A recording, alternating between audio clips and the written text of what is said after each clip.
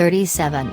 But your speech shall be, yes, yes, no, no. Christ now prescribes, in the second place, a remedy, which is, that men act towards each other sincerely and honestly, for then simplicity of speech will have quite as much weight as an oath has among those who are not sincere.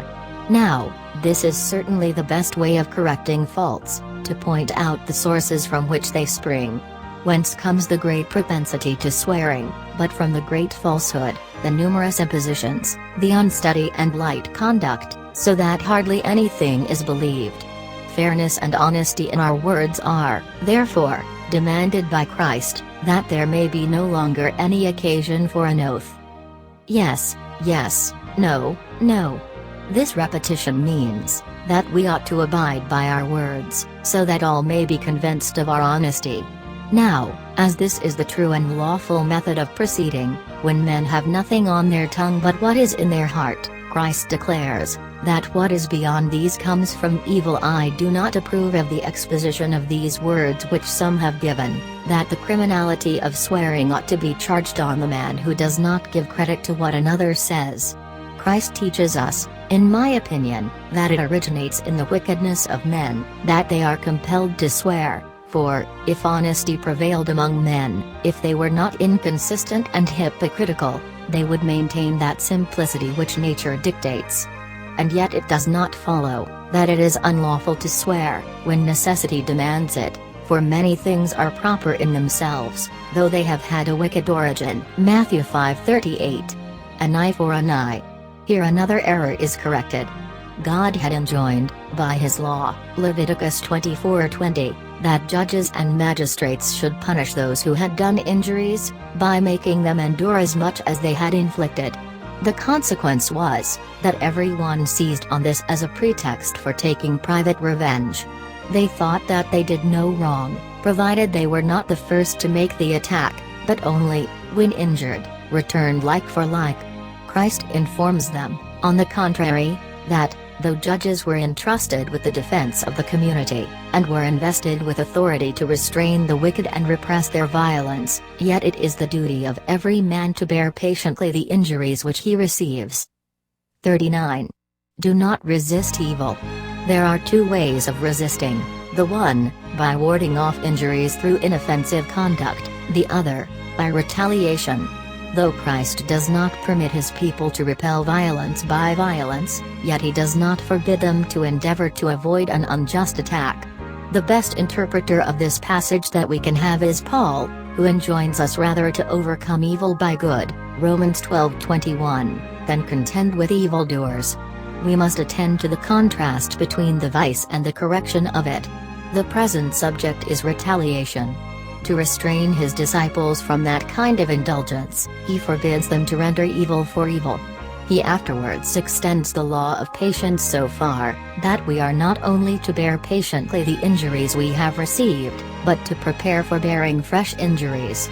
The amount of the whole admonition is, that believers should learn to forget the wrongs that have been done them, that they should not, when injured, break out into hatred or ill will, or wish to commit an injury on their part, but that, the more the obstinacy and rage of wicked men was excited and inflamed, they should be the more fully disposed to exercise patience. Whoever shall inflict a blow.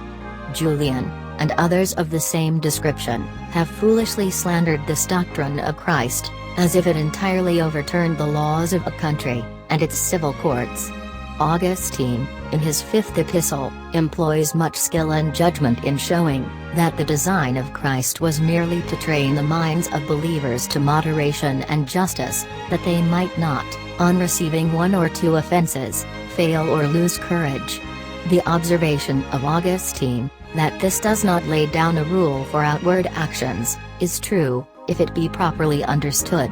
I admit that Christ restrains our hands, as well as our minds, from revenge, but when anyone has it in his power to protect himself and his property from injury, without exercising revenge, the words of Christ do not prevent him from turning aside gently and inoffensively to avoid the threatened attack. Unquestionably, Christ did not intend to exhort his people to whet the malice of those, whose propensity to injure others is sufficiently strong, and if they were to turn to them the other cheek, what would it be but holding out such an encouragement? It is not the business of a good and judicious commentator to seize eagerly on syllables, but to attend to the design of the speaker, and nothing is more unbecoming the disciples of Christ, than to spend time in cavilling about words, where it is easy to see what the Master means. But in the present instance, the object which Christ has in view is perfectly obvious. He tells us that the end of one contest will be the beginning of another, and that, through the whole course of their life, believers must lay their account with sustaining many injuries in uninterrupted succession. When wrong has been done them in a single instance, he wishes them to be trained by this example to meek submission, that by suffering they may learn to be patient. 40. And to him who wishes to enter into a lawsuit with thee.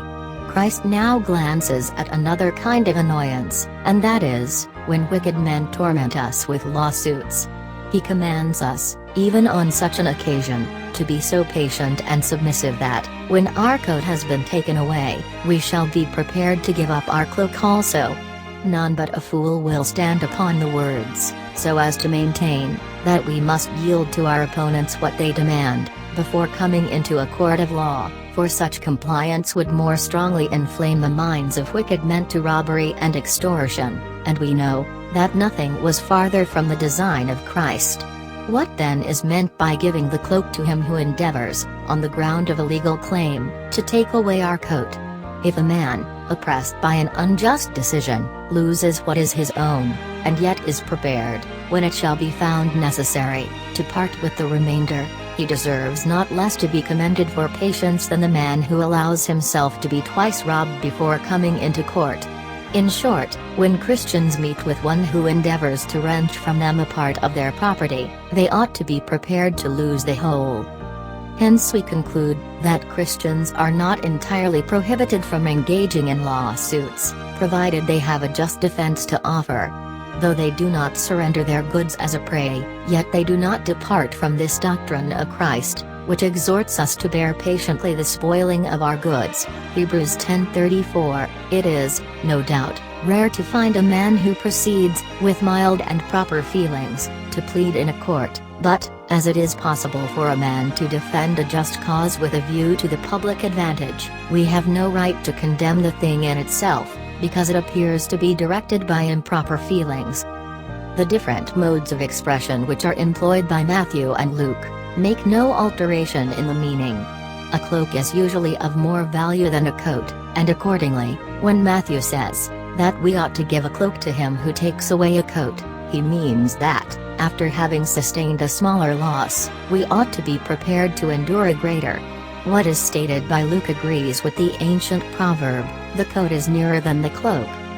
Luke 6:30. To everyone that asketh of thee. The same words, as we shall presently see, are found in Matthew, for it may readily be inferred from the context, that Luke does not here speak of a request to obtain assistance, but of actions at law, which bad men raise for the purpose of carrying off the property of others. From him who takes away what are thine, ask them not again. If it is thought better to read the two clauses separately, I have no objection, and that it will be an exhortation to liberality in giving.